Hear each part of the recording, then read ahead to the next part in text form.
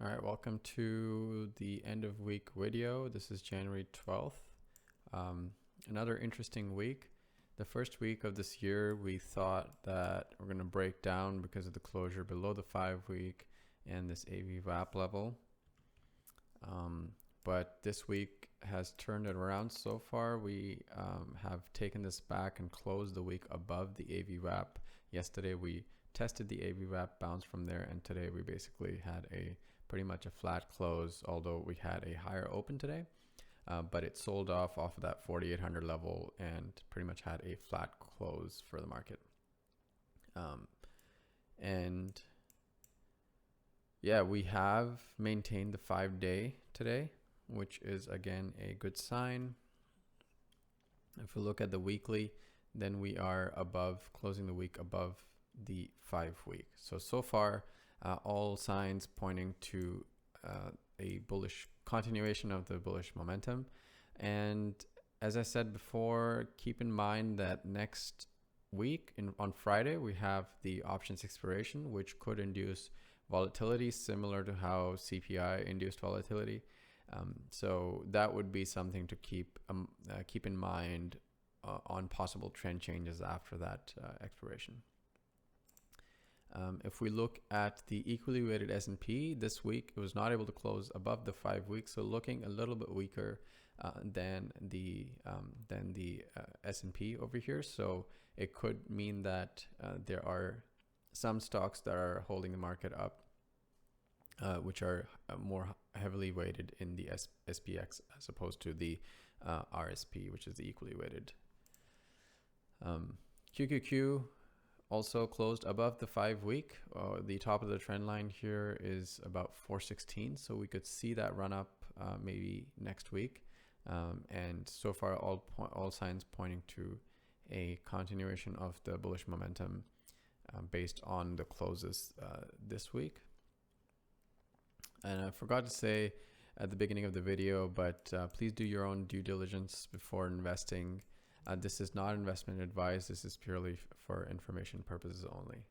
So if we take a look at the daily chart, the QQQ also tested the top of the AV/VWAP over here and bounced right back, and today closed just a tad bit higher than the close yesterday. But also important note that we bounced off of not even touched the 5-day, but just above the 5-day. We closed above the 5-day here. So a bullish close on the QQQ, pointing to a continuation of momentum. Also look at the moving averages. You can see they're aligned with the 200-day, 50-day, 20-day, and the 5-day being above all of them, and also pointing upwards, which means the trend at this point is up. XLK is the tech sector. We closed just above the box here, which designates the gap. Actually, I should fix this here. The gap would be from the close to the open. That would be the correct way to do it and not count the wicks here. So if after that correction, we close just under that, the red line over here, the box line, which designates the gap. So maybe next week we're able to close above the gap, but we did close above the 5-day. And going into the weekly, we did close above the 5-week on the XLK. You can see how we came down to this demand zone here, and that pushed us right back. So bulls are very much in control so far this week, or not actually so far, by the end of this week. XLP, so we closed, the consumer staples closed in that supply area, closed above the 5-week here. So looking bullish, but not my favorite setup because, as I said many times, because of this overhead supply. There are many better sectors which have limited overhead supply.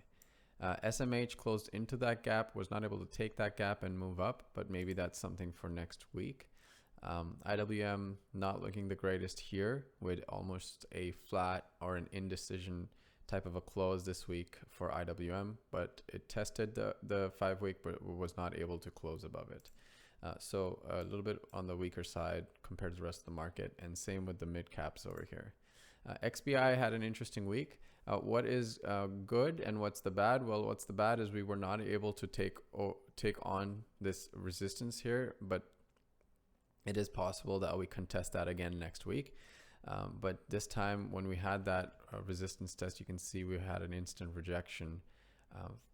But the good news here on XBI is that the trend is still intact. We closed above the 5-week here.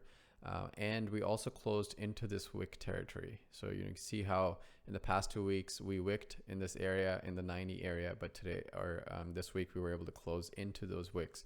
So which shows some strength, but not fully out of the woods yet on XBI, but still some of one of my favored sectors this year to start the year. IYT. Transports looking weaker, similar to IWM, not able to close above the 5-week. XLI, a similar story. XLU, yeah, so this overhead supply here also got the best of the utility sector, and we were not able to close. Looks like we were not able to close above the 5-week also. So 5-week for XLU is at 63.43. Close was 63.32, so you could say just at the 5-week, but not above it. XLV, another strong close, but see how we are so far in this kind of trend. We have been the 5-week has been kind of running close to the price, but here we are starting to get a little stretched from the 5-week, which is okay. It happens when there is a breakout. But note that at some point there might be some consolidation back into this 5 weeks. So allowing this 5-week to catch up, that consolidation would allow that to catch up. At that point, we can look at further adding to positions or adjusting stops. So far, stops should still be either at the breakout level if you're able to get that trade here, or based on another type of entry that you might have had into XLV. Yeah, so looking good. XLV also one of the stronger sectors this year so far. XLF just contesting with that 38, was not able to cross it and to close above the 5-week, which is good, but not above that 38 level for XLF. I think something to confirm, but I think we have bank earnings coming in next week, so this could be a mover based on those earning reports. ITB had an interesting week where we touched the demand zone similar to XLK and ran up from there this week, and we did have a closure. I would say 100.75 is the 5-week and 101.23, so above the 5-week we were able to close. There was one day where there was a gap up here in ITB, so we can mark that on our charts so we're aware. Until that gap fills. This one, I would not say that this gap fill is done. They ran it up before the gap fully filled. So this gap fill remains intact, and we have another one here to think about now. We had one here